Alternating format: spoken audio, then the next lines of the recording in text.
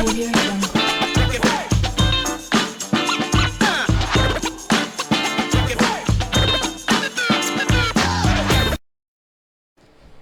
Yo, les gars, vous savez que j'ai un site web, non?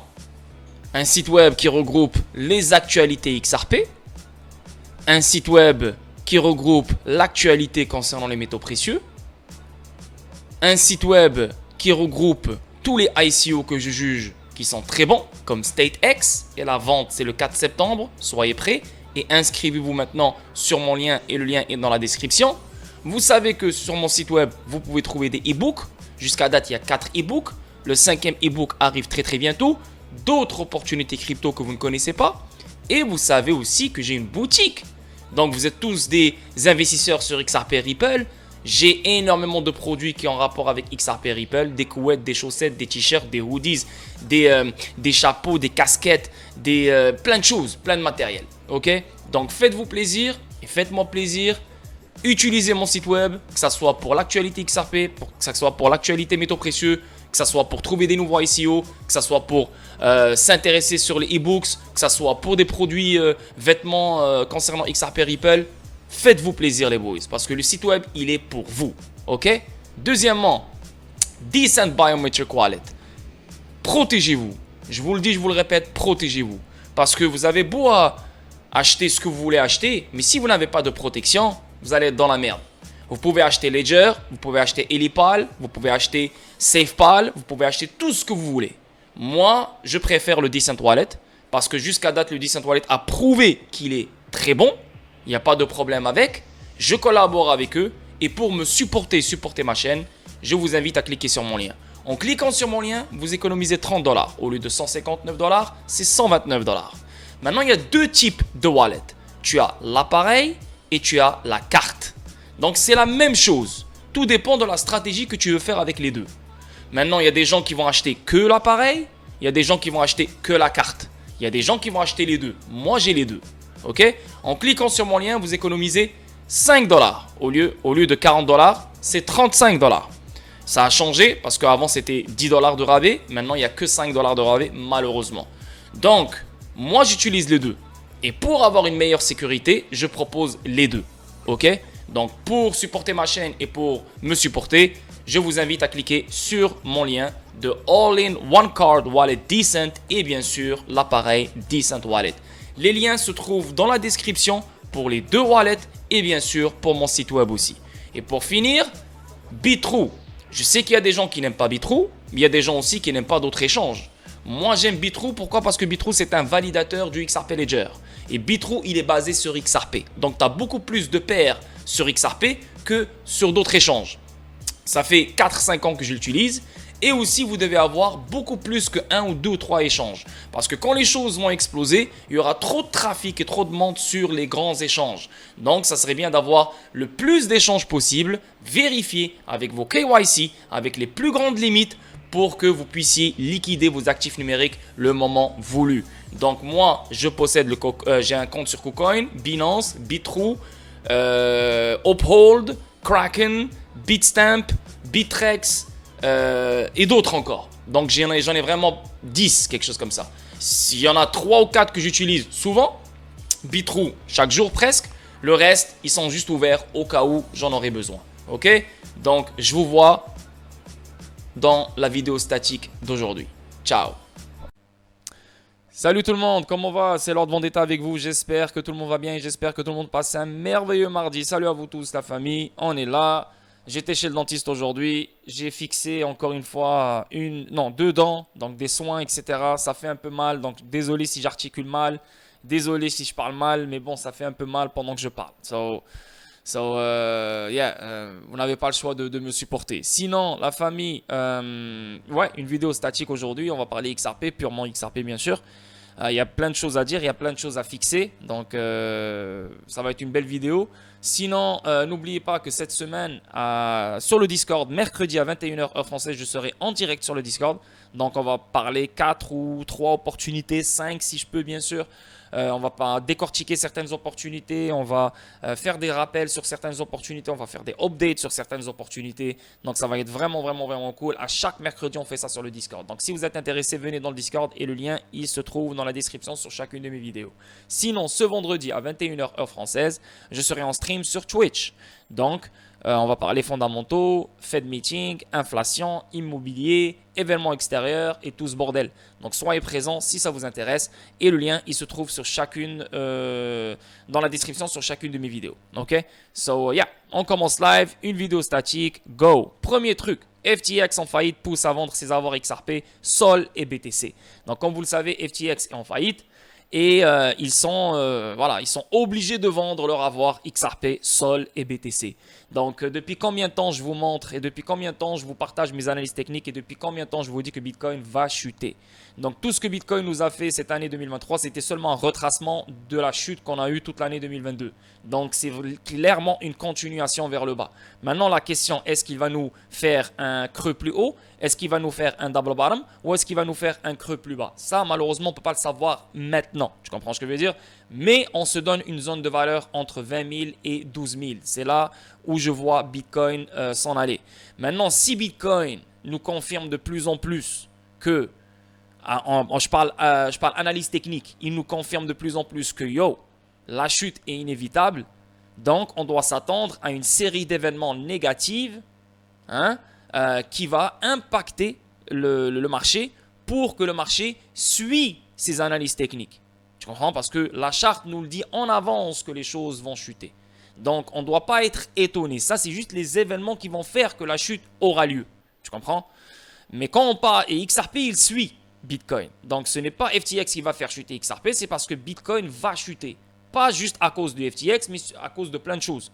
Donc, le fait que XRP, malgré le fait qu'il a sa clarté, mais on est juste seulement dans un jugement sommaire, donc l'affaire juridique n'est pas encore finie, il n'y a pas de règlement, il n'y a absolument rien. Donc, XRP continue à suivre le Bitcoin. Et si Bitcoin va vers le 20 000, je pense, pour moi, c'est inévitable à mes yeux, XRP va suivre. Et le fait que XRP maintenant, il se trade quoi? À combien? 47, 87, quelque chose comme ça? S'il n'y a pas une autre price protection, et même s'il y a une autre price protection, on ira quoi? On ira quoi? À 60, on ira à 70 peut-être. Donc si Bitcoin se dirige vers le 20 000, 18 000, etc., XRP n'aura aucune chance, comme tous les autres altcoins. Pourquoi? Parce que la dominance du Bitcoin, elle est extrêmement forte. So, les altcoins vont surperformer Bitcoin dans la chute. Ok? Parce que quand Bitcoin est pompé, plein de cryptos, la majorité des altcoins n'ont pas performé comme le Bitcoin. Donc la majorité d'entre eux, ils sont restés au même niveau.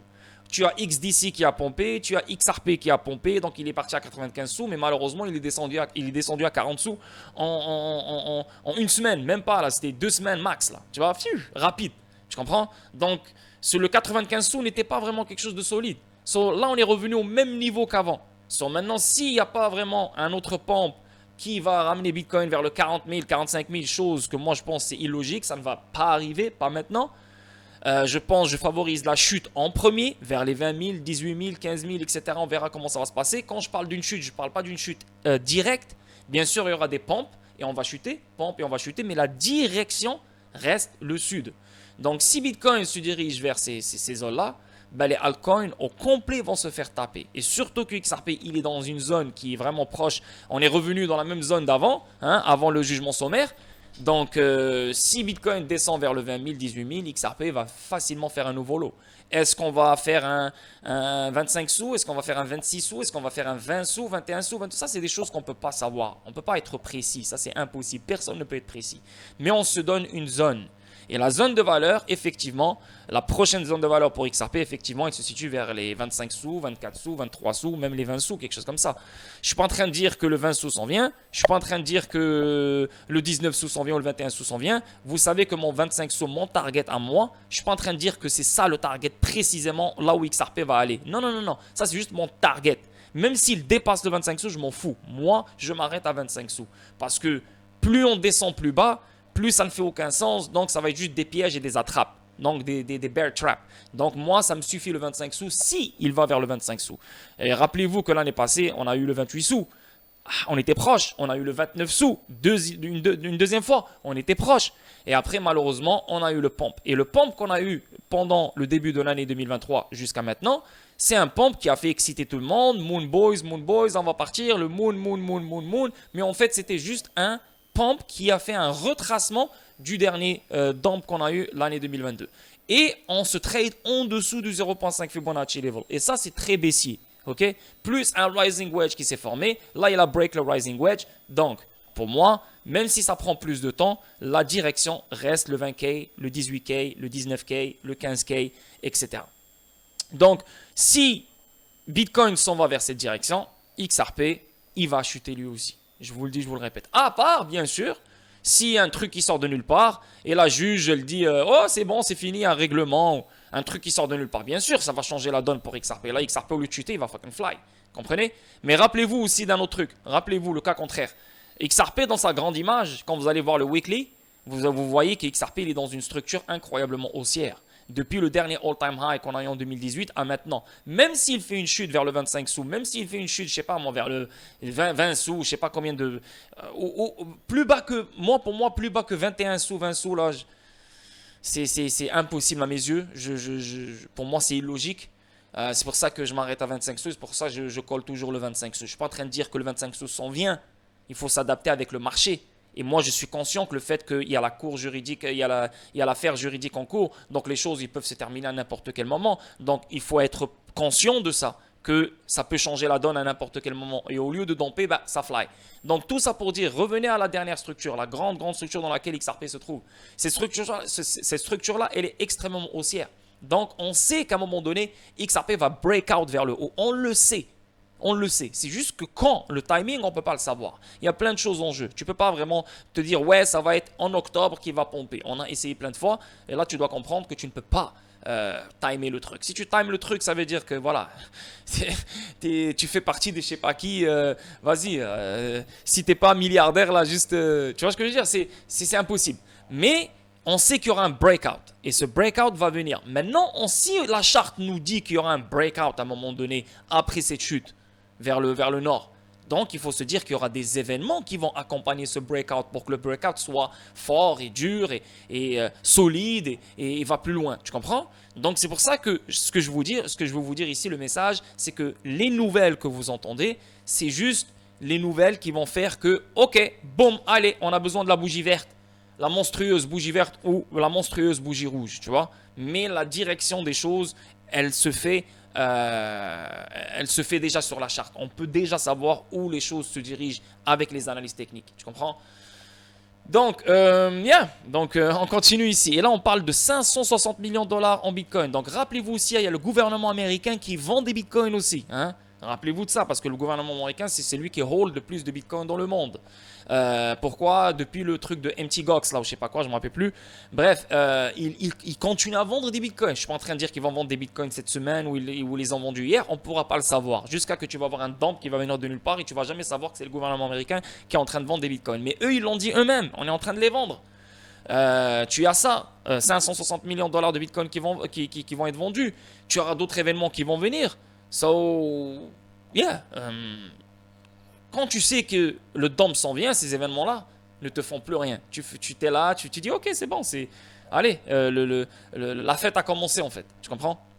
So, yeah, FTX, pas le choix. On avance. Le vétéran du droit Mark Fagel souligne la seule raison pour laquelle la SEC réglera avec Ripple avant le procès. L'ancien responsable de la SEC, Mark Fagel, donne un nouvel aperçu d'un règlement potentiel dans l'affaire Ripple en cours. Je vous le dis, je vous le répète, un règlement, il est inévitable. Il est inévitable. Quand on l'aura, malheureusement, personne ne va le savoir. Les gens qui parlent du 29 septembre, encore une fois, j'ai un simple truc à vous dire. Les gars, rappelez-vous dans le passé, on a eu plein de dates et aucune date n'a fonctionné. Donc, je vous le dis par respect. Arrêtez de vous attendre à des dates. Je sais que vous voulez être riche le plus tôt possible. Je sais que vous voulez faire de l'argent le plus tôt possible. Mais ce n'est pas comme ça que ça marche. Okay? Il y a une affaire juridique. L'affaire juridique, c'est entre des avocats à l'équipe A, l'équipe B. Les avocats sont encore en mode va-et-vient.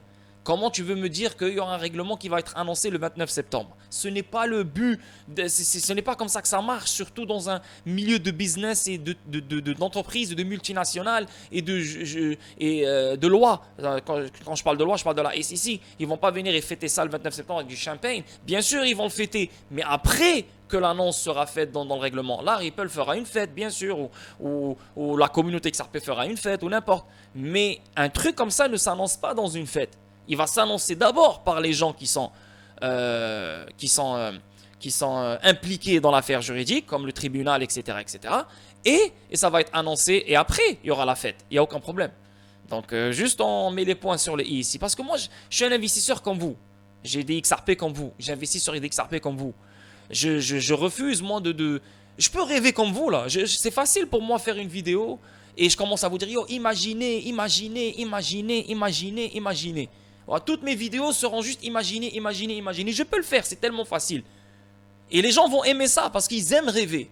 Moi, je ne suis pas là pour te faire rêver. Moi, je suis là pour te faire expliquer ce qui se passe, c'est quoi le déroulement des choses, de la meilleure manière que je peux. Je peux me tromper aussi.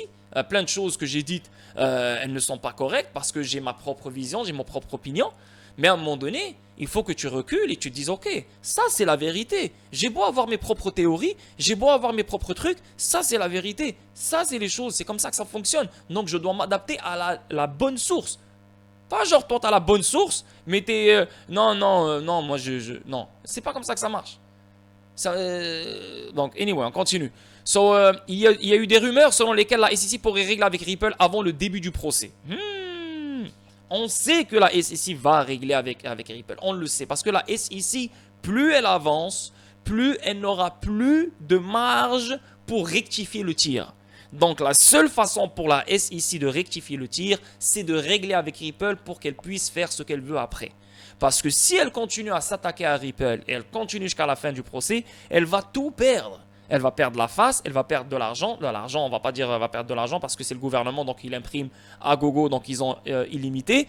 Mais ils vont perdre énormément de pouvoir et d'influence. Tu comprends? Et ce n'est pas leur but. Parce que tu restes le chien de garde des États-Unis, tu ne peux pas te faire laver par une compagnie comme ça. Et si tout le monde voit que tu t'es fait laver par une compagnie comme ça, tout le monde va te laver. C'est impossible. Ok, c'est pas tout le monde qui a l'argent de Ripple, c'est pas tout le monde qui a le pouvoir de Ripple. C'est pour ça que la plupart vont disparaître et la SEC, elle le sait. Donc c'est pour ça que pour elle, et si elle est intelligente, et je sais qu'elle est intelligente, là c'est la SEC, on va pas se mettre à leur place et on va commencer à dire ouais, nous on est meilleurs que vous. Ils savent ce qu'ils font. Hein? Ils ont des intérêts, c'est pour ça qu'ils continuent à bloquer comme ça. Mais la SEC, à un moment donné, elle va lâcher. Pourquoi? Parce que si elle avait les preuves et si elle nous avait dérangé pendant ces 3 ans, si elle nous avait compliqué la tâche et si on avait repéré des failles dans Ripple et des mensonges et des trucs, là on aurait dit yo, shit, la SEC va continuer, Cour suprême ou je sais pas quoi, parce qu'elle a des preuves. Là il n'y a aucune preuve depuis le début. Et la SEC, elle continue. Et qu'est-ce qui la sauve? C'est la loi qui la sauve. Parce que c'est la loi qui a mis en place le DPP. C'est la loi qui a mis en place le secret professionnel. C'est la loi qui a mis en place les appels interlocutoires. Donc la SEC, elle utilise la loi. Et ça retarde le truc. Mais sinon, le truc est déjà fini. C'est pour ça que moi, je pense fortement, en tant qu'investisseur comme vous, pas en tant qu'influenceur et pas en tant que le gars qui essaie de prédire, juste en tant que logique. Un règlement, il est inévitable. Et je pense le règlement avec la SEC sera le catalyseur du pump. Est-ce que ça va être le truc qui va, vas-y, envoyer une bougie verte comme ça, bop, qui va sortir du grand triangle dans lequel XRP se trouve, le vrai breakout? Ça va commencer avec ça? Peut-être, je ne sais pas. Mais ça va être quelque chose de gros, on s'entend là-dessus. Ça va être quelque chose de gros. Un règlement, l'affaire juridique n'est plus live, c'est fini là. Il y a plus je veux dire, il y a plus d'attaque contre Ripple, c'est fini. Ripple est libre, totalement libre. Non seulement Ripple, mais XRP aussi. Ça va faire éclater la spéculation d'une façon incroyable. La spéculation, elle va être en mode stéroïde, mais la spéculation d'une bonne façon. Tu comprends? Une spéculation positive parce que tout le monde va se dire c'est fini, XRP va se faire utiliser. C'est pour ça que nous, je m'attends à une impulsion comme on a connu en 2017. Tu vois? Donc, une impulsion qui va venir et qui va être démarrée par certains événements. Est-ce que ça va être un ou deux ou trois événements? Je ne sais pas. Mais le plus gros événement ici, c'est le règlement avec la SEC. Et je pense que ça va être un catalyseur qui va faire que cette impulsion commencera. Après, elle va continuer avec le FOMO, avec la spéculation, avec... Bien sûr, ça va pas être l'utilité, ça va pas être l'adoption, parce que l'utilité et l'adoption vont venir plus tard. Les choses ne sont pas encore prêtes, même s'il te semble que tu as plein de partenariats, tu as plein de banques centrales. Les banques centrales sont toujours en train de travailler sur les CBDC. Les AMM, la DeFi institutionnelle, elle est toujours en train de se faire construire. Les réseaux continuent encore à être interopérables. Il n'y a pas une interopérabilité générale. Ça travaille encore. Donc l'utilité l'utilité et l'adoption vont venir plus tard. Ça, c'est inévitable. Mais la spéculation seulement va nous envoyer très très très loin. Et là, je parle pour plein de cryptos, pas juste pour XRP, pour plein de cryptos qui ont une utilité, comme IOTEX, comme Gala, comme HBR, comme Telcoin, comme Dent, comme Bax, comme Quant, comme XRP, comme XDC, comme plein d'autres. Et Victor AVR, vous connaissez le reste, quoi. So yeah. Juste là, et en parlant de toute la crypto au complet, la spéculation, elle va faire pompe la majorité de crypto market. Mais en même temps, il y aura une bonne partie qui va rien faire. Pourquoi? Parce qu'ils n'ont rien développé en fait. Pourquoi? Parce que c'est des scams, c'est des arnaques. C'est seulement ceux qui ont développé pendant tout ce temps de chute qui vont sortir des grosses news pendant que les choses sont en train de s'enflammer. C'est là qu'on va voir ce genre de crypto faire des nouveaux all-time high. Mais la plupart, une grosse partie, va rester sur place ou faire juste un high plus bas que l'autre high. Tu vois ce que je veux dire?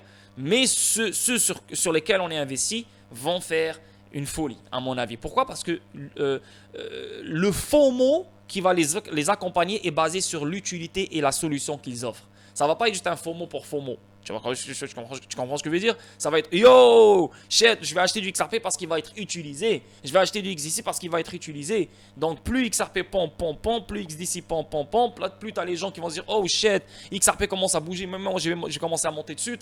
So, un gros FOMO qui va venir. Et ça, je pense que le catalyseur va être un des événements qui est le règlement. Donc voilà, on continue. Le procès qui concerne le dossier de la SEC contre les dirigeants de Ripple, Garlinghouse et Larsen est prévu pour le deuxième trimestre 2024. Donc, à ce qui paraît, la rumeur, elle dit qu'il y aura un règlement avant le procès de Garlinghouse et Larsen. Yes, j'y crois. Pourquoi? Rappelez-vous qu'est-ce que je vous ai dit. Là, qu'est-ce qu'ils disent? Ils disent que le procès de Garlinghouse et Larsen aura lieu le deuxième trimestre 2024. Moi, qu'est-ce que je vous dis? Je vous dis que la Fed, elle va reculer sur les taux d'intérêt fin 2023, peut-être début 2024. Goldman Sachs, il a dit que la Fed va reculer sur les taux d'intérêt deuxième trimestre 2024. Moi, je pense fortement que cette affaire juridique, elle va en parallèle avec le comportement des banques centrales. Quand je parle des banques centrales, je parle de la Banque centrale des États-Unis. Parce que on veut balancer une bonne nouvelle, ou on veut parler de ce genre de truc pendant que le cycle est capable et d'accord d'absorber des bonnes nouvelles pour s'enflammer. Tu comprends? Et c'est ce que... ça, c'est une stratégie venant de Ripple. C'est une stratégie, tu comprends ce que je veux dire? C'est pas une stratégie faite avec Jerome Powell, la Fed et Ripple. Non, c'est juste... Tu vois, je pense que... Hey, viens, on retarde les choses et viens, on commence à s'approcher du règlement pendant que la Fed, elle va s'approcher vers le pivot, elle va s'approcher vers un changement de cycle monétaire. Tu comprends ce que je veux dire? Moi, c'est ce que je vois venir. Et ici, la rumeur, elle te dit aussi que, peut-être qu'on aura un règlement avant le deuxième trimestre 2024. Donc, ça fait du sens, ça rentre un peu dans mon scénario. Fagel se prononce sur un éventuel. Juste un petit moment. C'est en train de bloquer un peu là. Je suis vraiment désolé s'il y a un bug là. Fagel se prononce sur un éventuel règlement. Il est intéressant de noter que Marc Fagel, ancien responsable de la SEC et expert en litige relatif aux valeurs mobilières, a fourni un nouvel aperçu d'un éventuel règlement dans le cadre du procès Ripple. Donc, lors d'une discussion sur X, un passionné de XRP lui a demandé de dire si la SEC réglerait avec Ripple avant le début du procès prévu. En réponse, Fagel a souligné une raison majeure qui pourrait motiver la SEC à parvenir à un accord avec Ripple avant le procès. Selon Fagel, la SEC ne réglerait avec Ripple avant le procès que si les réclamations contre Garlinghouse et Chris Larsen étaient considérées comme à haut risque. Je ne pense pas que le témoignage d'un ancien responsable de la SEC soit un facteur majeur. Donc, Deaton décrit la voie du règlement SEC contre Ripple. Donc, d'après Fagel ici, elle se dit, donc la SEC va régler avec Ripple si avant le procès que genre, étaient considérées comme à haut risque. Donc, les réclamations, donc les accusations contre Brad Garlinghouse et Chris Larson sont considérées comme à haut risque. Ça veut dire que si vraiment ils comprennent que les arguments, les accusations qu'ils ont contre Brad Garlinghouse et Chris Larson sont vraiment des arguments qui ne valent rien, qui n'auront aucun impact et qui ne seront pas pris en considération par le tribunal, ben là, les gars, on n'a pas le choix de régler parce qu'on n'a plus rien. On n'a plus rien. On a tout perdu. L'appel interlocutoire va être rejeté d'après moi. Donc, s'il est rejeté, ils vont aller sur quoi? Qu'est-ce qu'ils vont faire encore?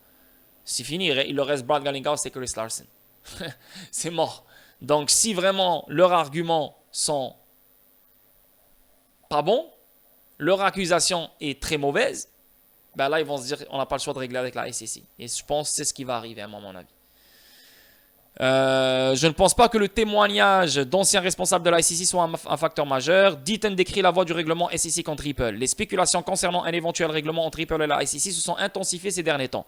Au milieu de ces spéculations, certains passionnés de XRP prédisent que Ripple pourrait annoncer un règlement lors de sa soirée de victoire prévue le 29 septembre à New York. Non, totalement faux.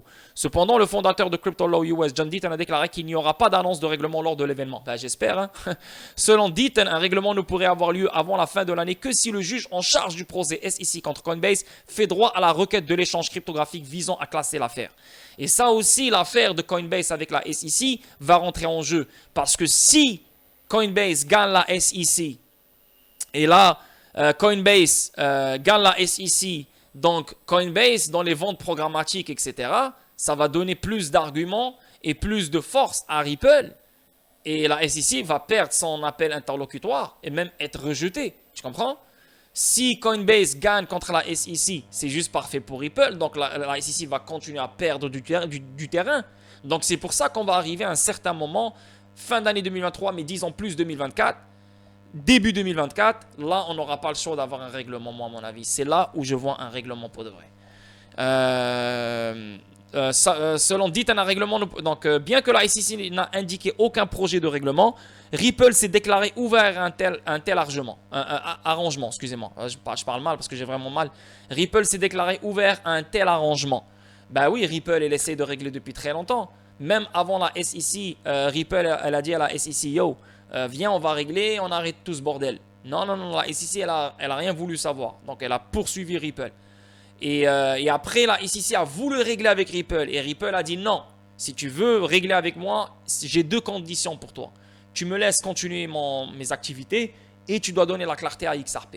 Tu comprends? Et la SEC, elle a dit non. Donc, elle a continué.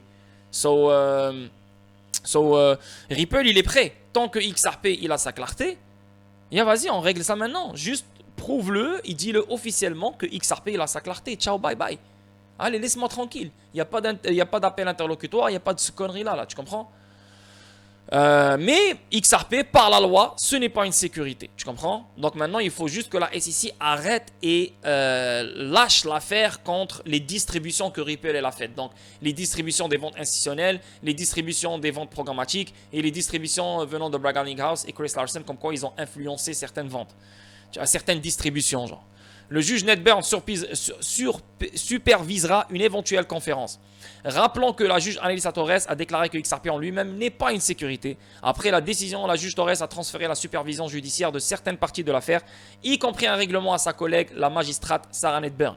Notamment, la magistrate Ned Burns a ordonné à la SEC et à Ripple de sélectionner 3 dates pour une éventuelle conférence de règlement conformément à l'ordonnance. Les parties sont tenues de soumettre les dates au moins 6 à 8 semaines à l'avance en raison du calendrier chargé du tribunal. Au moment de mettre sous presse, les parties ne sont pas encore conformées à la directive, tu vois. Donc il n'y a pas de règlement pour l'instant. Et un règlement va venir en fin 2023. Je suis un peu comme ci comme ça parce que voilà, les choses peuvent traîner encore, Noël et tout. Avec le nouvel an, Noël, il y a d'autres fêtes meeting, etc. Donc disons 2024. Début 2024, premier trimestre 2024 ou deuxième trimestre 2024, je pense fortement qu'il y a un règlement. Et là, on voit clairement que les deux parties s'en foutent largement du règlement. Donc, il n'y a pas de règlement le 29 septembre. Et même John Deaton, il vient de le confirmer. Donc, il faut arrêter avec ces conneries-là. Par conséquent, cela a encore renforcé les spéculations selon lesquelles les parties, en particulier la SEC, pourraient ne pas être intéressées par un règlement. Ben, elle pourrait. Après, si elle veut vraiment littéralement creuser son propre son propre trou, hein. Ils peuvent, mais à mon avis, oui, on peut penser comme ces gens-là, on peut se dire, ouais, elle ne sera pas intéressée par un règlement, on peut. C'est tellement facile de créer ce genre de questions et de réflexions négatives, c'est tellement simple, c'est facile. Si, mais imagine. Frérot, il faut mettre les points devant toi. Il faut mettre les arguments devant toi. Et là, tu pèses. Qui a le plus d'arguments ici? Tu comprends? C'est pas, ah non, mais si. On peut vivre dans le si, moi et toi, jusqu'à demain. Mais ça ne va rien régler. On peut imaginer plein de choses, moi et toi, jusqu'à demain. Ça ne va rien régler. Même si on peut pas, même si on ne sait pas, en se basant sur des arguments, ça nous fait pas, genre, ça nous assure pas le outcome et le résultat de l'affaire juridique. Ça, on est d'accord. C'est pas parce que tu as le plus d'arguments que tu es sûr que ça va être ça le résultat. Non, ça ne veut rien dire. Mais tu restes quand même réaliste et tu restes quand même, solide dans tes réflexions parce que tu utilises les arguments et la logique. Mais si tu rentres dans le si, dans imaginer, tu vas plus avoir le contrôle de tes propres réflexions. Donc tu auras toujours peur, tu vas toujours être confus, tu auras toujours le doute. Et tu vas jamais être un vrai investisseur qui croit en son investissement. Tu comprends? Donc c'est pour ça qu'il faut se baser sur les arguments. Il faut se baser sur la logique. Et les arguments et la logique nous prouvent que la SEC, elle est dans le tort. Donc c'est juste la loi qui est en train de la sauver. Est-ce que Ripple a fait un appel interlocutoire sur les ventes institutionnelles? Non, même pas. Même si elle sait qu'elle pourrait gagner les ventes institutionnelles. Mais elle a dit non. Pourquoi elle a dit oui maintenant pour l'appel? C'est parce qu'elle a compris que la juge allait lui accorder, allait accorder la requête de faire un appel interlocutoire à la SEC. Donc la Ripple, elle a dit ok, tu sais quoi? Moi aussi je vais faire un appel. Vas-y, nique sa mère, on va retarder le truc. Tu comprends? Mais c'est la SEC qui retarde les choses. C'est la SEC qui complique les choses. Tu comprends? C'est la loi qui la sauve. Mais sinon, elle n'a aucune preuve, aucun argument pour que la SEC ne soit pas intéressée par un règlement. Pour l'instant, peut-être. Elle se voit peut-être gagner ou elle se voit peut-être, je sais pas, elle a une illusion comme quoi elle va pouvoir aboutir à un certain truc. Mais la vérité, non. Donc, peut-être qu'elle va perdre l'appel interlocutoire. On va avancer un tout petit peu. Et là, qu'est-ce qui va se passer? On n'aura pas le choix de commencer à parler de règlement. C'est ce qui va arriver, les gars. Là, on va parler les produits d'investissement XRP enregistrent des entrées de 700 000 $, tandis que Bitcoin et Ethereum enregistrent 73 millions de dollars de sorties. Donc, les gars, comme vous le savez, je ne vais pas comparer Ethereum à XRP. Ethereum, c'est le token d'un réseau qui s'appelle Ethereum. Donc, ce réseau-là, il est fait pour les contrats intelligents. Le XRP Ledger et Ethereum sont deux réseaux totalement différents et il ne faut pas les comparer. C'est deux utilités différentes. Ça, on s'entend là-dessus. Le XRP Ledger, c'est l'Internet de la valeur. Ethereum, c'est les contrats intelligents. Ok? Mais en sachant que maintenant le XRP Ledger commence à avoir des contrats intelligents, bien sûr, ils ne sont pas aussi performants que Ethereum.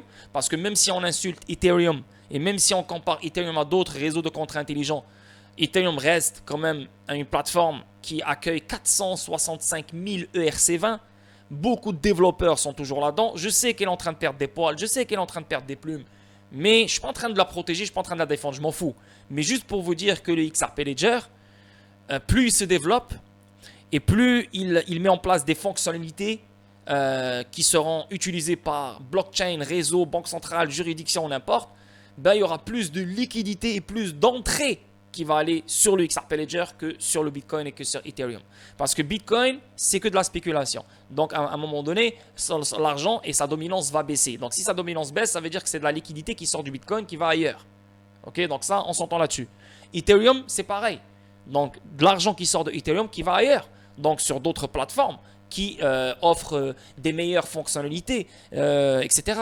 Mais en même temps, il y a l'interopérabilité entre les blockchains, entre les chaînes. Donc, il n'y aura pas un seul réseau ou deux réseaux, trois réseaux qui vont prendre le monopole de la planète entière. On aura un monde et ce monde sera doté de plein de réseaux différents, plein de blockchains différentes, plein de DLT différents, plein de choses différentes. Tu comprends? Là, on est en train de construire. Et dans la construction, on ne peut pas savoir qu'est-ce qui est meilleur, qu'est-ce qui est meilleur. Même si nous, on est investis, on est des investisseurs, on sait qui est meilleur. Mais on a besoin de cette construction. On a besoin de ce développement. De plein de réseaux, que ce soit JP Morgan, que ce soit n'importe quoi. Laissez-les tous faire leur blockchain. Laissez-les tous faire leur propre token et leur propre truc. C'est bien. Plus ces gens-là construisent, plus on aura un vrai monde. Et c'est là qu'on va voir l'adoption et l'utilité thrive et grandir et se développer. Donc on ne peut pas avoir juste un seul DLT et se dire oh il va faire tout ce qui se passe dans le monde entier. C'est impossible. Même si moi j'aime le XRP Ledger, c'est pas le XRP Ledger qui va accueillir tous les CBDC du monde entier. C'est pas sur le XRP Ledger qu'on va construire tous les CBDC. C'est pas sur le XRP Ledger qu'on va construire tous les stablecoins. C'est pas sur le XRP Ledger qu'on va construire tout. Non. On va tokeniser tous les actifs. Non. Il y a XDC, il y a HBR, il y a XLM, on peut créer des CBDC, il y a Hyperledger, il y a plein de blockchains et plein de réseaux sur lesquels on peut créer des CBDC et on peut créer des actifs tokenisés. Donc, on construit. Mais l'utilité, mais le fait qu'on a la clarté sur XRP, et plus on avance, plus la clarté va se confirmer, XRP, il est reconnu et adopté et utilisé pour les paiements et pour les règlements et pour la liquidité. Donc, il y aura plus d'entrées qui va rentrer dans XRP, beaucoup plus que Bitcoin et Ethereum. Parce que les paiements, on en fait chaque jour, quotidiennement, chaque seconde, chaque minute. De la liquidité, on en a besoin dans chaque corridor, chaque minute, chaque seconde. Donc, les choses vont se développer, vont aller beaucoup plus vite. Donc, beaucoup plus d'argent va rentrer dans XRP que le Bitcoin, que Ethereum. Comprenez ce que je veux dire? Et quand je parle du XRP Ledger, et quand je parle de XRP, je parle du XRP Ledger. Parce que en fait, c'est l'XRP Ledger qui va accueillir la valeur. Et XRP, dans le XRP Ledger, il va déplacer la valeur de point A à point B. Et bien sûr, sur d'autres réseaux de point A à point B, etc.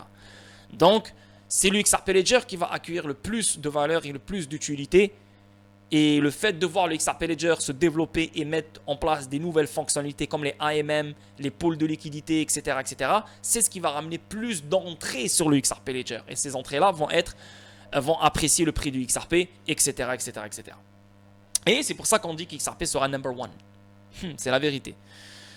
Donc, on avance ici. Ripple a rendu les clients de Fortress touchés par un incident de sécurité dans leur intégralité dans le cadre de l'acquisition. Là, je sais que vous avez rien compris. Mais juste dernièrement, Ripple, elle a dit qu'elle a acquis Fortress. Donc, j'ai parlé de ça samedi dans le stream sur YouTube. Donc, ils ont acquis Fortress. Donc, c'est bien. C'est comme Metaco, c'est comme Polysign. Donc, c'est un service de garde. On peut vendre, on peut acheter, mais c'est côté institutionnel. Bien sûr, c'est pour les institutions financières, pour les entreprises. Mais nous, voilà, on a vu que Ripple a acheté. En plus de ça, Ripple a tellement d'argent. Elle a gaspillé 200 millions de dollars dans l'affaire juridique. Elle a acheté Metaco dernièrement. Elle a acheté Tranglo, Bitstamp. Elle a beaucoup d'argent. Et en plus de ça, elle achète Fortress. Maintenant, ce qu'on comprend avec cette acquisition, c'est que Ripple, en fait, elle a sauvé cette compagnie-là, qui s'appelle Fortress. Et en sauvant Fortress, elle a sauvé des investisseurs Bitcoin, des maxi Bitcoin. Parce que Fortress, il y a énormément, la majorité des investisseurs sur Fortress, c'est des Bitcoin maxis. Et à ce qui paraît, Fortress n'avait pas de liquidité, elle était insolvable, il y a un truc bizarre qui s'est passé. Et Fortress ne voulait plus payer tout le monde. Donc Ripple, qu'est-ce qu'elle a fait? Elle a acheté Fortress pour pouvoir payer tous les investisseurs autour de Fortress. Donc c'est pour ça que j'ai mis un tweet hier et j'ai mis Ripple à bail out les Bitcoin Maxis. Donc Bitcoin Maxis ont toujours besoin de Ripple, que tu le veuilles ou non. Et Ripple, encore une fois, montre à quel point elle est puissante. C'est la compagnie la plus puissante dans le crypto market.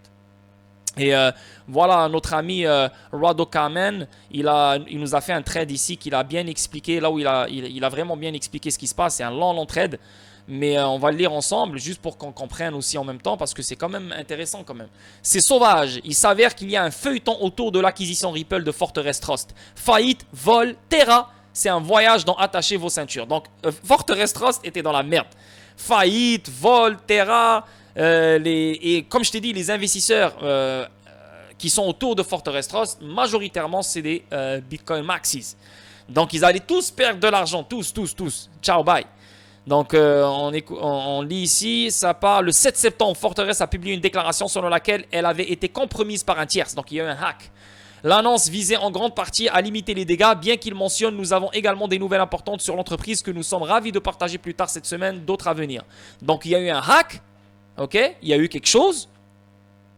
Et là, ils ont dit, yo, il y a une bonne nouvelle. Donc, ils se sont fait acheter par Ripple. Ok. Donc, septembre 8, Ripple a annoncé l'acquisition de Fortress Trust. Cela avait du sens compte tenu de leur capacité de tokenisation et de réglementation. Rappelez-vous, il était déjà des investisseurs dans Fortress. Cela explique également pourquoi Land est venu avant la fin de la paperasse. Ça, j'ai rien compris. Ok, donc je répète, le 8 septembre, Ripple a annoncé l'acquisition de Fortress Trust. Cela avait du sens compte tenu de leur capacité de tokenisation. Donc, ils offrent aussi des services de tokenisation Fortress Trust et de réglementation. Et en plus, Fortress Trust a plein de licences. Rappelez-vous qu'ils ont des licences au Nevada. Donc, Ripple, officiellement, elle a une licence au Nevada. Rappelez-vous, ils étaient déjà des investisseurs dans Fortress. Cela explique également pourquoi je sais pas c'est quoi ce truc, est venu avant la fin de la paperasse. On continue ici. Le 11 septembre, Block a signalé la faille de sécurité de la main forcée de la Fortress, donc de cette compagnie qui s'appelle Fortress Trust. Ripple est intervenu et a guéri les clients concernés dans le cadre du contrat de vente. Donc, elle a bail out, elle leur a donné la liquidité qu'il faut pour qu'ils sortent de leur position. Tu vois, Ripple, le porte-parole, a déclaré que les pourparlers se sont accélérés même, mais qu'il y a eu des discussions avant. Tu vois comment c'est fort ici, Ripple, là. Waouh. Fait intéressant, Molly a remarqué qu'au cours des 2 derniers mois, Fortress Trust a fait supprimer les photos de l'équipe de direction de son site web. Un excellent suivi d'ailleurs pour la recherche anti-hype sur la cryptographie. Depuis juillet, la page Fortress ressemblait à ceci. Merci. Donc, la page, elle ressemblait à ceci. Donc là, ils ont enlevé toute l'équipe en fait. Ils l'ont supprimé du site web. Tu vois. Passons maintenant au désordre. Vous vous souvenez peut-être de l'effondrement récent du dépositaire de crypto-monnaie Prime Trust. Après avoir utilisé les fonds de ses clients pour acheter de la crypto-monnaie avec une dette de 85 millions de dollars, le fondateur de Prime Trust et le PDG de Fortress Trust. Oh, tu vois. Donc c'est une équipe de merde là, une équipe d'arnaqueuses quoi.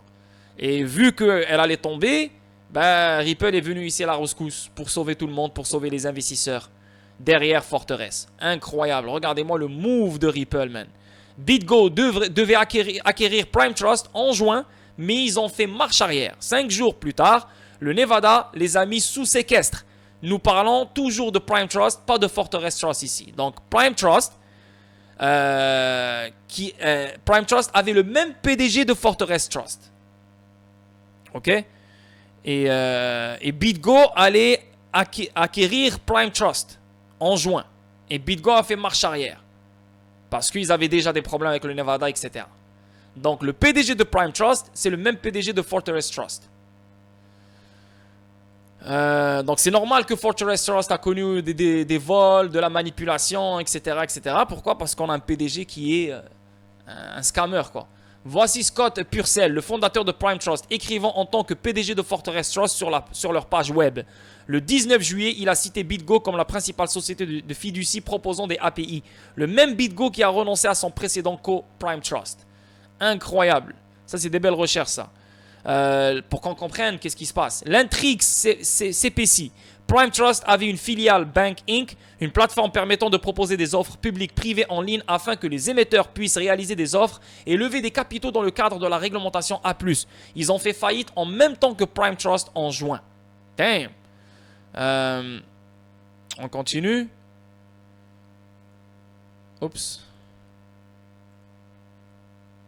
Fuck, ça bloque, man. Je sais pas qu'est-ce qui se passe avec mon ordinateur, man. Ça bloque. Ça bug. Ça bug, là.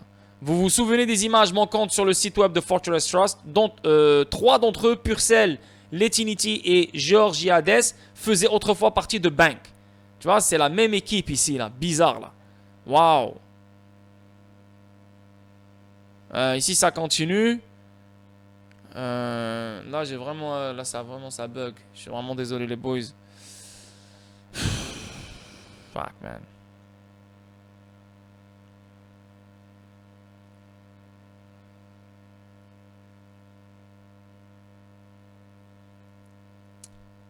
Ah, putain de merde. Ah, je suis vraiment désolé les boys. Bank les accuse d'avoir fait pivoter Bank, un sous-marin Prime Trust des paiements vers les NFT et de revenir au paiement puis d'avoir utilisé l'adresse IP NFT, les employés, les clients et les ordinateurs pour fonder leur propre entreprise. Fortress NFT Group créé en 2021. Tu vois comment ça c'est une équipe de scammers et d'arnaqueurs. Toutes les entreprises qu'ils ont ouvertes sont tombées. Donc on a Prime Trust, on a Bank et on a aussi maintenant Fortress. Et Fortress Trust, elle a été sauvée par Ripple. Pourquoi Ripple les a sauvés? C'est parce que Ripple elle a su qu'elle aura besoin de Fortress. Parce que plus elle met la patte sur des entreprises qui ont des tentacules vers d'autres institutions financières, ben Ripple, en fait, elle peut éparpiller et propager sa technologie partout, tu comprends? So, il y aura plus de valeur et plus d'utilités qui vont toucher l'XRP Ledger et XRP grâce aux services de garde, services de tokenisation, etc., etc. Donc, on va pas aller plus loin. Pourquoi? Parce que ça commence à bugger là. Mais voilà quoi. So, on arrête ça ici. Et on avance. Ici, on a XRP qui a été listé sur un échange. Et l'échange, il s'appelle metax.com. Ok, donc un nouveau listing pour XRP. Ici, on voit XRP Ledger. Donc, une application créée, basée sur l'XRP Ledger, conçue pour transformer les transactions Bitcoin et bien plus encore. Donc, comme vous vous rappelez, Spend the Bits. Spend the Bits, c'est vraiment une application basée sur le XRP Ledger qui est utilisée au Salvador et qui va permettre au Bitcoin d'être transacté sur le XRP Ledger. Rappelez-vous, c'est quoi le XRP Ledger? XRP Ledger, c'est comme un point de trafic dans lequel il y aura énormément de valeur qui va être transactée dessus. Tu comprends? So, Bitcoin est une valeur. Même si c'est une valeur de spéculation, c'est une valeur. Il y aura des gens qui vont utiliser Bitcoin pour des paiements, pour plein de choses. Mais malheureusement, la technologie du Bitcoin, elle ne permet pas d'avoir des paiements transfrontaliers rapides. Ça prend des frais, ça prend de l'énergie. Mais en utilisant Bitcoin sur certains réseaux et sur des DLT qui sont en finance verte beaucoup plus rapides, etc., ben, le Bitcoin sera mieux transacté. Et les gens pourront utiliser Bitcoin de la meilleure façon, mieux que s'ils utilisent Bitcoin sur la blockchain Bitcoin. Tu comprends ce que je veux dire? Donc, Spend the Bits va améliorer tous les coins qui ont cette... Pas Spend the Bits seulement, mais les entreprises comme Spend the Bits, qui sont basées sur des couches 1 comme XRP Ledger, vont améliorer énormément de choses dans les transactions Bitcoin. Tu comprends? Donc ça, c'est incroyable. Ici on voit dans une série de tweets qui ont envoyé une onde de choc à travers la communauté des crypto-monnaies. Spend the Bits, une plateforme pionnière pour l'intégration de la blockchain, a annoncé la réussite de sa preuve de concept sur le réseau Flare. Donc là on parle de Flare ici. Donc Spend the Bits va utiliser Flare aussi. Donc regardez-moi comment c'est incroyable, parce que là on voit que c'est un écosystème qui est basé sur des vrais piliers de base et qui commence à prendre de l'ampleur. Flare et le XRP Ledger. La nouvelle était accompagnée d'un aperçu alléchant de ce qui nous attend dans le domaine de l'innovation cryptographique. Cette étape révolutionnaire représente une étape importante vers l'extension de fonctionnalités de Spend the Bits pour le réseau Flare, ajoutant de nouvelles dimensions aux capacités de la plateforme. Pour ceux qui souhaitent explorer la version Custom Testnet qui a rendu cette réalisation possible, la société a fourni des liens d'accès pratiques pour les utilisateurs Android et iOS. Les utilisateurs Android peuvent télécharger la version en utilisant ce lien, tandis que les utilisateurs blablabla. Il est important de noter que les utilisateurs recevront un OTP blablabla. Pas besoin de lire tout ça. L'engagement de l'entreprise à repousser les limites de l'intégration de la blockchain suggère que des développements passionnants sont en réserve pour les utilisateurs et la communauté crypto dans son ensemble. De plus, Spend the Bits a partagé 2 propositions de valeur clés dans ses tweets. Donc on voit clairement, là il y a plein de choses qui se disent ici. Et le premier concerne l'intégration de USDC via BitGo sur la plateforme Spend the Bits. Donc il n'y a pas que Bitcoin. Plein d'autres cryptos qui ont de la misère, qui a beaucoup de friction, ça paye beaucoup des frais. Donc, en les utilisant sur le XRP Ledger, toutes ces valeurs-là peuvent être transactées, peuvent être utilisées sans beaucoup de friction, sans payer beaucoup de frais et beaucoup plus rapidement que leur propre blockchain. Tu comprends ce que je veux dire? Donc, USDC sera sur le XRP Ledger. Magnifique, magnifique, magnifique les boys. Ça, c'est parfait ça. Donc, plus il y aura de la valeur et des tokens, stablecoin et CBDC qui verront le jour sur l'XRP Ledger, pas être créés sur l'XRP Ledger, mais ils seront transactés sur l'XRP Ledger, plus le DEX, donc la plateforme décentralisée du XRP Ledger, aura beaucoup d'actifs qu'on pourra trader. Tu vois? Donc, tu n'as plus besoin d'aller sur Binance, tu n'as plus besoin d'aller sur Bitro pour trader tes trucs. Tu vas sur une plateforme décentralisée XRP Ledger, une plateforme décentralisée multinationale, internationale, universelle, et tu peux trader n'importe quel actif que tu veux sur le XRP Ledger. Que ce soit un actif tokenisé, que ce soit un crypto, que ce soit un stablecoin, que ce soit une CBDC. Et non, c'est ça le but. Ça va être incroyable. On avance. Ici, on parle de XRP. Encore une fois. Ah merde. Yo, je suis vraiment désolé pour cette vidéo dans la famille parce que ça bug depuis tout à l'heure là. XRP menacé après que JP Morgan a publié un jeton basé sur la blockchain. Encore une fois, des articles qui ne font aucun sens. Là, c'est que les chevreuils et bien sûr les gens qui investissent sur XRP et qui sont des fainéants à faire des recherches sur XRP. Donc, ils vont jamais comprendre XRP.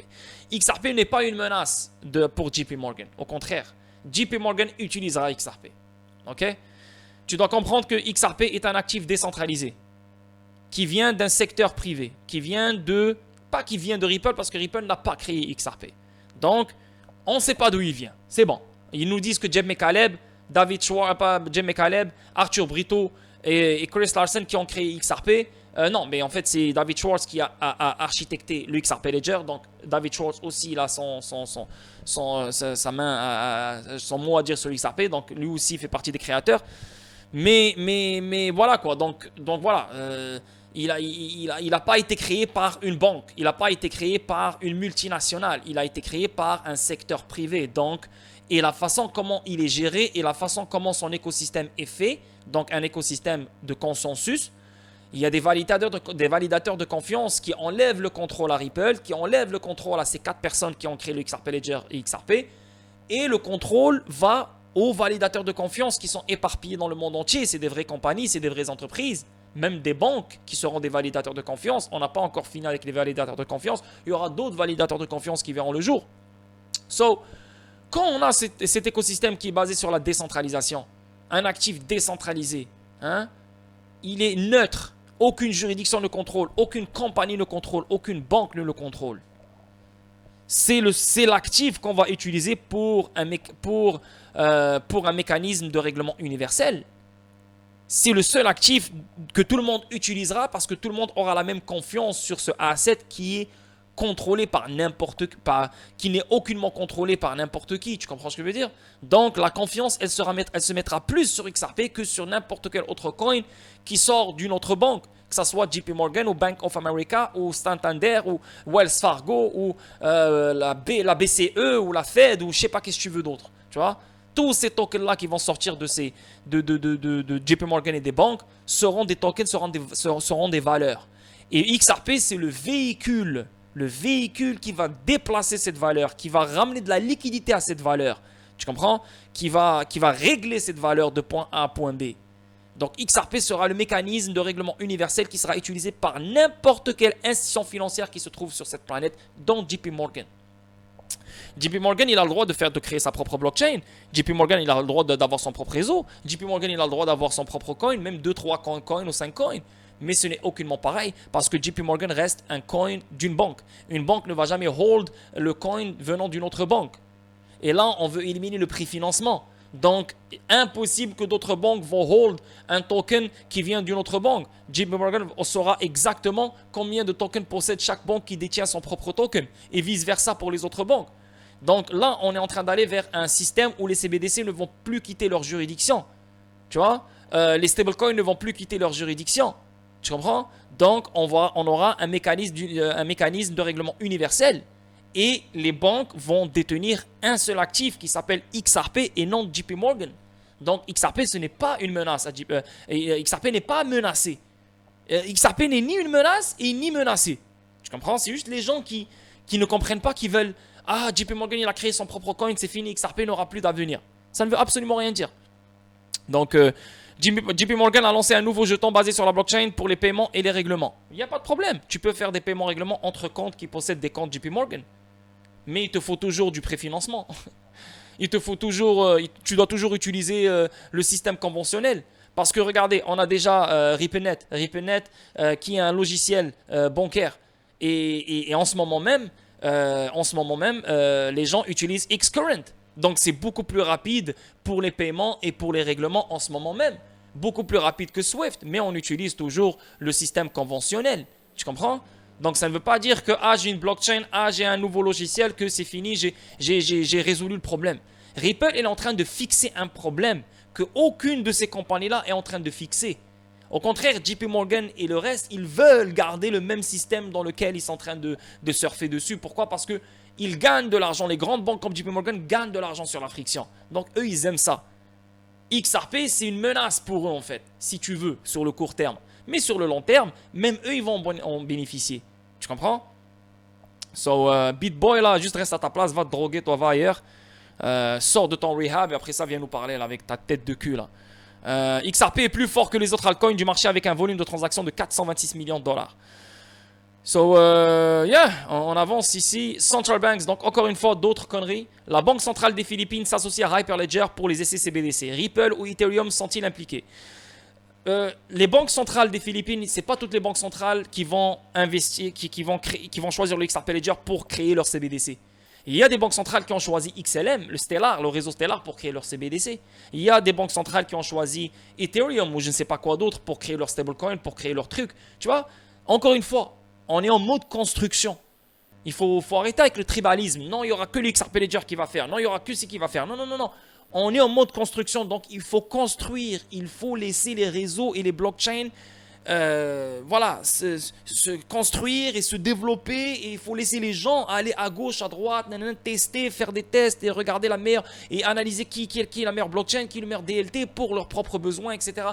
On est en mode test, on est encore des pionniers. Donc pour créer un monde digital et un monde interopérable et un monde où il y aura beaucoup de valeur et beaucoup d'utilité et beaucoup d'actifs tokenisés, etc., il faut qu'il y ait beaucoup de réseaux qui permettent plein de solutions et plein d'utilités, comme Hyperledger, comme HBR, comme XRP Ledger, comme Ethereum, comme Casper, comme XDC. Plus il y a des réseaux sérieux et solides avec des piliers de base sérieux qui offrent des solutions sérieuses, plus il y aura de la valeur qui sera créée, plus on aura l'Internet de la valeur et plus XRP va transporter de la valeur.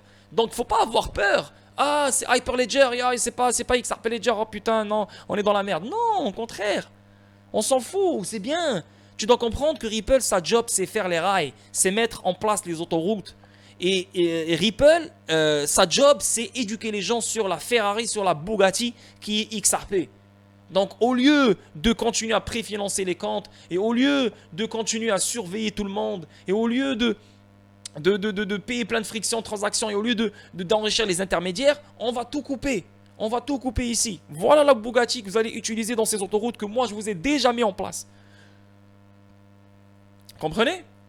Parce que la Ripple, sa job, c'est ok, vous avez vos CBDC, vous avez vos stablecoins, mais qui va créer la liquidité pour vous? Qui va déplacer cet argent-là de point A à point B d'une façon sécuritaire, d'une façon transparente, neutre? Personne ne pourra contrôler cet actif. Qui? C'est Ripple. Donc, créez vos CBDC, choisissez n'importe quel truc que vous voulez, aucun problème. Vous n'êtes pas obligé de tous venir chez nous. Mais nous, c'est nous qui mettons en place les autoroutes pour que vos actifs que vous êtes en train de créer se déplacent de la bonne manière. Et pour que vous puissiez économiser sur chaque transaction et enlever la friction et éliminer le préfinancement. Donc c'est pour ça que je dis XRP va débloquer de la liquidité en éliminant le préfinancement, créer de la liquidité grâce au AMM pool de liquidité pour des CBDC, pour des devises, pour le FX market et bien sûr déplacer de la liquidité de point A à point B, un mécanisme de règlement universel. Donc, faut pas avoir peur, c'est bien, il n'y a aucun problème. Prenez Hyperledger, faites votre CBDC, aucun problème. Mais c'est grâce à XRP Ledger que votre CBDC trouvera de la liquidité et elle sera réglée d'une façon instantanée sans préfinancement. Comprenez? C'est ça l'utilité. Et pour finir la vidéo, je sais qu'on est à 54 minutes. Je veux juste mettre les points sur le ici concernant Marcus Hates. J'ai rien contre lui. Il fait sa vie, je le connais même pas, il me connaît même pas. Chacun fait sa vie. Mais quand on parle de la même chose, là, c'est normal que je vais dire des choses que je vais corriger. Parce que tout est basé sur XRP, ma chaîne, etc. Ma communauté est basée sur XRP. Donc je suis presque rendu, pas le visage de XRP, là c'est trop gros de dire ça. Mais je connais très bien mes affaires. Et plein de monde ont appris plein de choses grâce à moi parce que j'ai une bonne logique et j'ai une bonne compréhension sur l'écosystème XRP Ledger, sans faire le prétentieux. Mais Marcus, je sais que lui aussi il connaît. Et c'est un banquier. Ça, c'est écrit sur son profil de Twitter. C'est un banquier, le mec il connaît mieux que moi. Il est plus âgé que moi, donc il a tous mes respects. Aucun problème. Je ne suis pas là pour le démonter.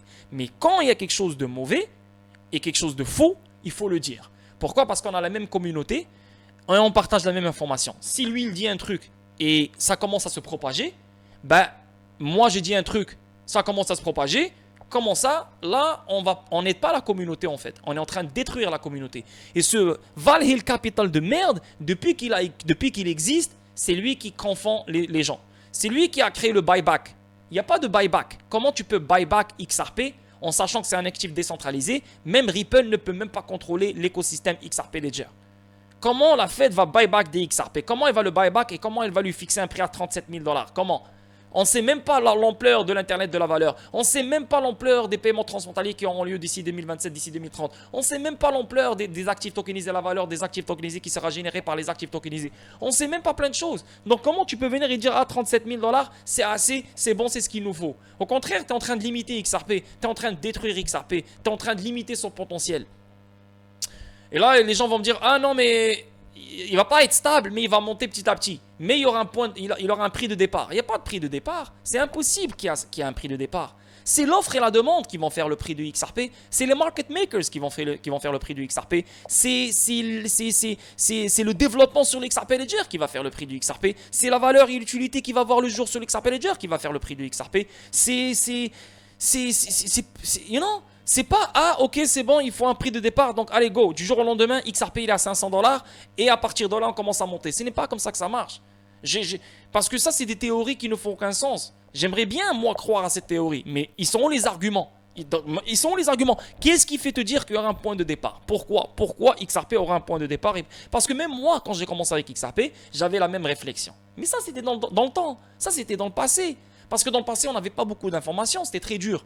Donc les théories de XRP va du jour au lendemain exploser, tu vas te réveiller, tu vas trouver XRP à 500 $ du jour au lendemain. Ça, c'est des théories qui existent depuis très longtemps, mais elles sont mortes ces théories. Il faut s'adapter, Si vous êtes des anciens sur XRP, vous devez être les premiers à vous adapter à chaque changement. Je suis pas en train de dire que les choses ont changé. Bien sûr que les choses ont changé. Qu'est-ce que je dis moi aussi? Les choses ont changé. Ils ont radicalement changé. Mais on ne peut pas rester scotché sur une théorie qui avait lieu en 2017, 2018 ou je ne sais pas quelle année et se dire, ah ouais, du jour au lendemain, on aura un prix fixe, du jour au lendemain, ils vont fixer le prix du XRP, du jour au lendemain, XRP sera un certain prix. Non, ce n'est pas comme ça que ça marche. C'est l'offre et la demande. L'offre et la demande. Plus l'XRP Ledger se développe, plus il va créer des fonctionnalités comme les AMM, comme plein de choses, plus il y aura de la valeur et de l'utilité dans l'XRP Ledger, donc XRP va apprécier. Plus les systèmes de paiement nationaux vont moderniser leur système de paiement, plus on aura des paiements transfrontaliers. Tu comprends? Et plus on aura des paiements transfrontaliers, plus le volume va augmenter, plus les transactions vont augmenter, plus le prix de XRP va augmenter. Parce que XRP déflationniste, il n'y en a pas beaucoup. Et en plus de ça, avec le réseau Xao Network, il faut brûler plus de XRP pour opérer dans Xao Network, pour avoir des XRP+. Donc, plus la demande va augmenter pour XRP, plus le prix va augmenter. Jusqu'à date, on ne connaît pas la demande de XRP. Tu ne peux pas connaître la demande de XRP en 2030. Tu ne peux pas connaître l'ampleur de l'Internet de la valeur en 2030, 2027, 2028, 2040, 2050. Et toi, tu vas venir, tu vas dire, ouais, ils vont fixer le prix du XRP. Impossible. Le prix de XRP ne sera jamais fixé. Le prix de XRP va fluctuer avec le volume des transactions mondiales et avec la demande mondiale. Ok? Bien sûr, plus il monte, et plus l'adoption prend de l'ampleur et plus l'utilité prend de l'ampleur, plus il aura une base, un rez-de-chaussée qui ne va plus jamais franchir. Mais là, l'adoption et l'utilité dont on parle, ça va prendre du temps. On n'est même pas encore arrivé à cette adoption, cette utilité majeure. Donc, il n'y aura que de la spéculation. Pour l'instant, malgré le règlement, il y aura quand même de la spéculation. Tant qu'il n'y a pas une adoption majeure, une utilité majeure, XRP va se faire taper. Il va monter, il va descendre, il va monter, il va descendre, il va monter, il va descendre. Mais quand on parle de le fait que XRP, en même temps, XRP, il n'a même pas besoin d'être stable comme vous le pensez. XRP, il est tellement rapide qu'il n'a même pas besoin d'être stable. En 2-3 secondes, même avec maintenant Cobalt, ça peut aller en 1 seconde. Il n'a même pas besoin de la volatilité, il n'a même pas le temps de faire son jeu. Tu comprends? Donc tout ça pour dire, Parce qu'il a dit, j'ai soutenu et expliqué cette théorie dans un live chez XRP Québec, qui s'en souvient. Le cours XRP sera fixé par décret. Impossible, totalement faux. Je le dis, je le répète à haute voix. Impossible, totalement faux. Donnez-moi les arguments. Donnez-moi les arguments. Moi, je viens de te sortir 20 millions d'arguments maintenant. Ça ne fait aucun sens. Il y a des gens qui disent que XRP sera adossé à l'or. Impossible. Il y a beaucoup plus d'or que de XRP dans le monde. XRP, il n'y en a que 100 milliards. Et ça a été préminé. Donc, on ne peut plus créer plus de XRP. En adossant XRP à l'or, tu bloques le potentiel de XRP. On adosse des CBDC à l'or, on adosse des fiat à l'or, on adosse des stablecoins à l'or. Pourquoi? Pour protéger leur marché, pour aussi bloquer leur distribution, leur émission, tu vois, pour ne pas émettre beaucoup, tu comprends? Mais XRP a déjà été préminé, il n'y en a que 100 milliards. Et en plus, il est déflationniste, impossible qu'il sera adossé à l'or. Et en plus de ça, ce n'est pas son rôle. Ce n'est pas son rôle. Moi aussi, j'étais parmi les gens qui pensaient que XRP allait être adossé à l'or, mais j'ai changé, je me suis adapté, ça ne fait aucun sens, c'est pour ça que j'ai arrêté de parler de ça. XRP sera un global stablecoin, mais un global stablecoin, une fois que l'adoption et l'utilité seront extrêmement majeures. Parce que, qu'est-ce que j'ai dit tout à l'heure? Quand l'adoption et l'utilité seront majeures, on aura une base, XRP aura une base, il ne va plus franchir cette base. Pourquoi? Parce qu'il va suivre le volume mondial et la demande mondiale. Donc, elle va toujours accroître. Donc, il va fluctuer, descendre un tout petit peu, mais il ne va pas crash quand il y aura une crise financière parce que ça sera toujours un outil financier qui sera utilisé pour créer de la liquidité, débloquer de la liquidité, déplacer de la liquidité. Mais avant ça, il y aura des crashs pour XRP. Même si on voit que XRP va monter à 3 chiffres, spéculation, la prochaine crise financière, il peut revenir à 10 dollars, il peut revenir à 5 dollars, 6 dollars. Direct là, tu comprends? Et on a le règlement, et on a la clarté. Non, parce que l'adoption et l'utilité et le volume n'est pas aussi grand comme on le pense. Donc, il n'y aura pas de stabilité. Tu comprends? Donc, la spéculation, il n'y a pas de stabilité avec la spéculation. Ok? Maintenant, pour dire qu'ils vont fixer le prix, encore une fois, répondez à ma question. Comment vous pouvez savoir le prix de XRP avant que l'adoption majeure et l'utilité majeure soient mis en place? Comment vous pouvez calculer l'Internet de la valeur? Comment vous pouvez calculer la valeur des actifs tokenisés qui verront le jour dans le monde? Comment? Donc, c'est impossible. Aucune personne sur cette terre ne peut fixer le prix de XRP, ni lui donner un prix de départ. XRP se fait trader comme n'importe quel autre actif. Donc, il va se faire trader et plus il y a de la demande sur l'XRP Ledger, plus XRP va se faire trader, plus XRP va se faire demander, XRP va apprécier. L'offre et la demande, volume et les transactions, c'est tout ce qui va faire le prix du XRP. Bien sûr, l'adoption et l'utilité. Ok? Et là, ça parle, et l'introduction en Nasdaq ne sera pas possible si ce point n'est pas réglé. Donc, je ne sais pas s'il parle de Ripple. Elle va rentrer en Nasdaq, chose qui, bien sûr, c'est ce qu'on voit venir. Ripple va faire un IPO. Mais s'il parle de l'introduction de XRP sur le Nasdaq, ça ne fait aucun sens. XRP, ce n'est pas une action. Donc, comment ça, XRP va s'introduire dans le Nasdaq?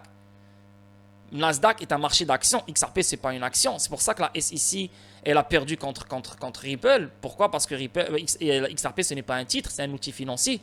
C'est un actif décentralisé, ce n'est pas une action. Donc, comment tu veux qu'XRP voit le jour dans le Nasdaq? Tu vois? Donc là, j'ai pas compris son truc. À part s'il parle de Ripple, le fait qu'ils vont fixer XRP en premier pour que Ripple voit le jour dans le Nasdaq. Non. Ripple, à elle toute seule, en ce moment, elle vaut plus de 10 milliards de dollars.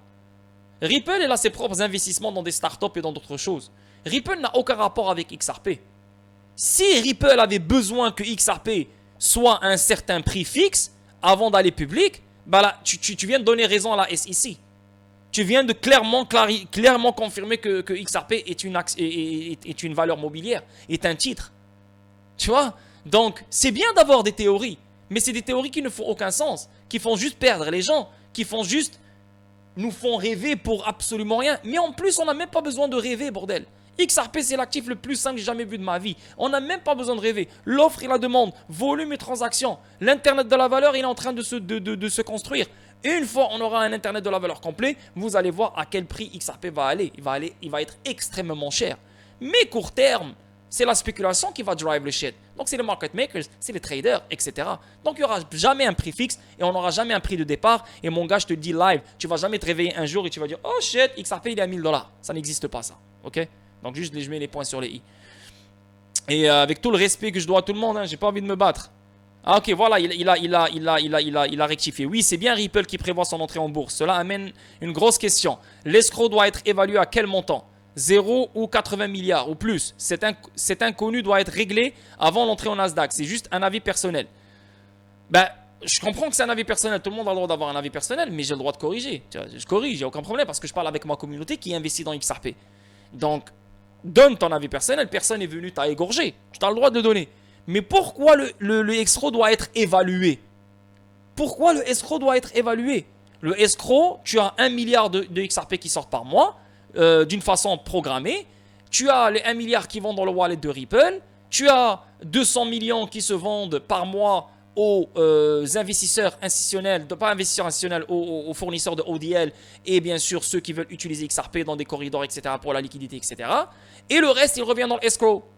Donc si XRP monte dans le prix graduellement, step by step, où il va à 100 $, etc., ben le escroc va valoir le même prix que XRP vaut, parce que c'est le même XRP. Mais est-ce que c'est Ripple qui contrôle le escroc? Non. Est-ce que c'est Ripple qui détient le escroc dans sa poche? Non. Ripple, elle détient ses propres XRP qui sont 5 milliards, 6 milliards, quelque chose comme ça. Mais le escroc, c'est qui le contrôle? C'est les validateurs de confiance. Donc pourquoi le escroc devrait être réévalué ou évalué? Le escroc va suivre le prix du XRP. Le prix du XRP qu'on vend dans les marchés. Le prix du XRP qui sera basé sur l'offre et la demande et sur le volume et les transactions, sur l'adoption, sur l'utilité. Donc il n'y a pas d'évaluation de on doit faire. Pas besoin de ça. Mais c'est vrai que Ripple va rentrer en bourse, mais Ripple n'a pas besoin de XRP pour qu'il soit à un certain prix pour qu'elle parte en bourse. Ripple, elle doit finir l'affaire juridique avant d'aller en bourse. Parce que si elle part en bourse et en étant en affaire juridique, elle va juste compliquer son entrée. Elle n'aura pas une meilleure entrée en bourse avec une affaire juridique. Donc on préfère tout finir pour qu'on soit clean. Et là on rentre en bourse. Mais ça n'a aucun rapport avec le fait que XRP doit être à un certain prix pour qu'il parte en bourse. Ça ne fait aucun sens. Mais zéro sens. Ok, donc juste je mets les points sur les i. Donc là ça je n'avais pas compris ici. Donc parce que moi je l'ai écrit ici, je l'avais écrit mais je n'avais pas compris. Donc là ils viennent de rectifier, c'est Ripple. Donc c'est correct. Donc ouais, Ripple va aller en bourse, mais ils n'ont pas besoin d'avoir XRP à un certain prix pour aller en bourse. Ok. Sinon j'ai un autre truc ici. Donc voilà, c'est ce que j'ai expliqué tout à l'heure. J'ai fait un gros tweet dessus. Le prix du XRP n'aura jamais un prix fixe. Le prix du XRP est déterminé par la dynamique de l'offre et de la demande sur le marché mondial avec des facteurs d'influence tels que le sentiment, spéculation, l'adoption, les nouvelles, la liquidité, le développement sur le XRP Ledger. Tous ceux qui disent le contraire sont dans une extrême erreur. Le prix du XRP ne sera pas adossé alors. On adosse une CBDC ou fiat au stablecoin alors pour ne pas créer plus. Mais XRP est préminé et désinflationniste. On ne peut plus jamais recréer des XRP. Adosser XRP alors, on va limiter le potentiel de XRP. Il y a plus d'or et moins de XRP. Donc ça ne fait aucun sens et personne ne pourra fixer le prix du XRP ni buyback XRP. XRP est un actif décentralisé que personne ne contrôle. Une monnaie supranationale. Personne ne connaît l'ampleur de l'intérêt de la valeur, de l'Internet de la valeur. Personne ne connaît l'ampleur de l'Internet de la valeur. C'est vrai ça. Tout ce qu'on sait, c'est que XRP aura un prix très élevé avec le temps. Parce qu'il n'y en a pas beaucoup. Et pour être liquide, il doit être un higher price. Faut pas écouter certains membres de la communauté francophone. Je n'insulte personne. C'est mon droit de dire que c'est totalement faux, leur théorie. Ça, j'ai le droit de le faire. Suivez le XRP Ledger et son développement. Et vous allez comprendre pourquoi XRP aura un prix élevé. Juste avec les AMM. Juste avec les AMM, XRP aura un prix extrêmement élevé juste avec les AMM. Juste avec les paiements transfrontaliers, on parle de 250 trilliards d'ici 2027. Alors imagine 2030, imagine 2035, imagine 2040. 250 trilliards. Disons que sur les 250 trilliards, la moitié XRP, c'est lui qui la déplace. Et je suis sûr et certain que ça va être plus que la moitié. Même la totalité. C'est le seul mécanisme universel de règlement. Corda le dit elle-même. Et David Schwartz, il l'a dit lui-même dans une conférence Bitcoin. Imaginez deux institutions financières dont le monde règle instantanément dans le monde entier, de continent à continent. Ça, c'est XRP, ça. Donc, et pour finir, la famille, ça, c'est un truc qui est intéressant, qui est très, très intéressant. Non, ça, c'est juste un rappel. Venant de Nat Financial Advice Crypto, c'est un rappel. Et bravo à lui. XRP a la capacité de faire passer le système financier existant au numérique, mieux que toute autre blockchain. C'est vrai ça. Depuis 2012, XRP Ledger a prouvé qu'il est très en avance sur son temps. Car il a été testé pendant plus d'une décennie. Depuis 2012, il se fait tester. Quand tu vois Solana, quand tu vois le reste, ça fait depuis combien de temps qu'ils se font tester? Et donc amélioré pour des besoins spécifiques. Pour les banques centrales, pour les institutions financières, pour le système bancaire, pour la liquidité, pour les paiements transfrontaliers, pour les règlements instantanés, pour les CBDC, pour la valeur. C'est ça les raisons spécifiques. Par des personnes, des banques et des institutions de haut niveau du monde entier qui opèrent réellement le secteur financier. Peu importe le prix aujourd'hui, la future économie numérique n'est pas aujourd'hui. Voilà. Ça, c'est un autre sujet bien sûr. Donc, mais c'est pour ça que je suis en train de vous partager ce tweet. Les gens sont trop focusés court terme. Les gens, je les vois sur mes commentaires sur YouTube. Mais ouais, mais pourquoi il est à 50 sous toujours? Pourquoi il est à 70 sous toujours? Mais tu me parles d'utilité, tu me parles de ci, tu me parles de ça. Mais pourquoi il est toujours à 50 sous?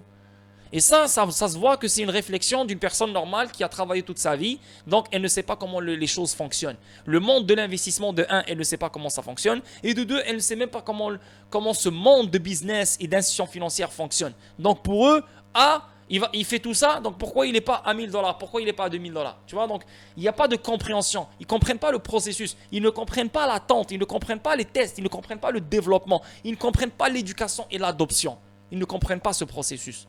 Donc c'est pour ça qu'ils te disent ouais mais il est à 50 sous. Donc ils se basent sur le court terme. Le court terme c'est le court terme. Pourquoi? Parce qu'on n'a pas de réglementation, on n'a pas de régulation. Le monde n'est pas encore sur le même level playing field. Donc normal que c'est la spéculation qui règne. Et la spéculation bien sûr elle fait que XRP il est à 50 sous maintenant. Tu vois? Pensez-vous vraiment que c'est une coïncidence XRP qui est capable de faciliter le même futur système de paiement que les pouvoirs en place, grandes entreprises, institutions, banques centrales décrivent depuis des générations? Depuis 1940, depuis 1900, je sais pas combien, le temps de Bancor, Keynes, etc., qu'on parle d'une monnaie, unité de compte, unité de change, une réserve de valeur en même temps, les trois en même temps, XRP, jusqu'à ce que ces agendas numériques se concrétisent et que cette nouvelle économie se concrétise, les mouvements de prix à court terme ne signifient rien dans le grand schéma des choses. Donc ça, je voulais partager ça avec vous. Et pour finir, ça c'est une longue vidéo la famille. En plus de ça, elle n'arrête pas de bugger depuis tout à l'heure. J'espère fortement qu'elle ne sera pas... Il n'y aura pas de problème avec quand je vais la mettre sur YouTube. Là, je suis en train de stresser. Et ça, c'est une magnifique spéculation. Ce gars-là, il a fait une recherche sur le site web de Ripple. Et il a vu que Ripple abandonne la marque ODL. Donc les gens, qu'est-ce qu'ils vont penser? Ils vont dire, oh shit, Ripple, elle abandonne XRP. Oh my god, oh my god. Pourquoi? Parce qu'ils ne comprennent pas. Ils ne connaissent pas le passé de Ripple et de XRP.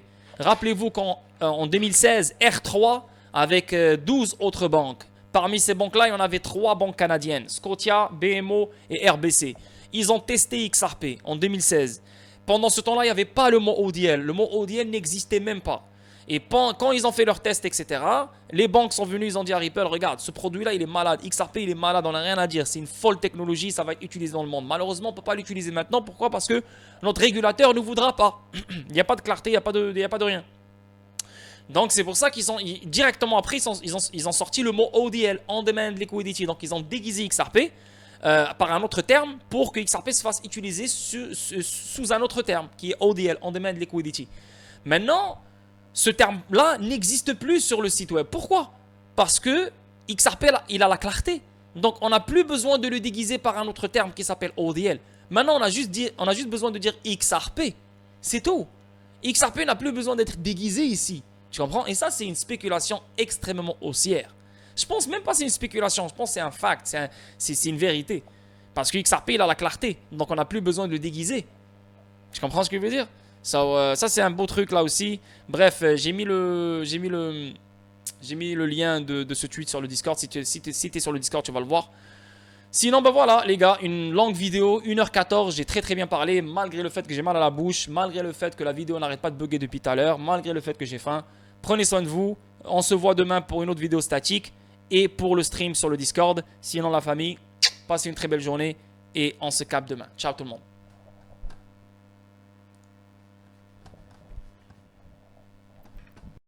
Audio Jungle.